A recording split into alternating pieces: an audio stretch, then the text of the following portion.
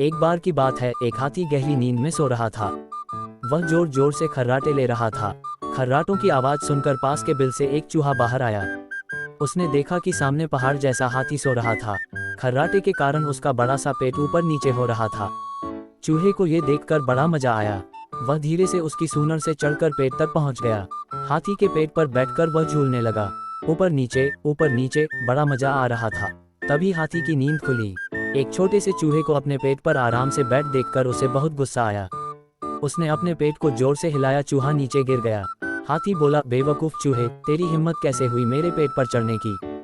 चूहा घबरा गया, माफी मांगने लगा। हाथी से बोला, दादा मुझे माफ कर दो, ऐसी गलती कभी नहीं होगी। हाथी को उस पर दया आ गई। उसने चूहे को जाने दिया।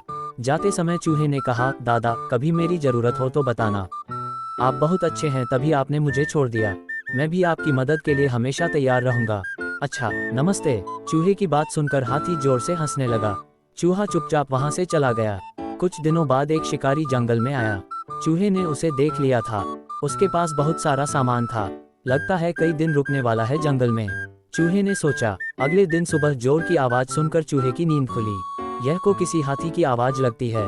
उसने सोचा, जब कई बार बचाओ बचाओ की आवाजें आई तो चूहा वाहन पहुंचा। सामने देखा तो वही हाथी दादा खड़े थे। एक बड़ा सा जाल उनके ऊपर पड़ा था जिससे वे बाहर नहीं निकल पा रहे थे। चूहे ने दादा को नमस्ते की।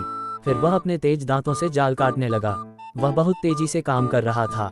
थोड़ी ही देर में जाल में एक बड़ा सा छेद हो गया। हाथी उससे बाहर आ गया।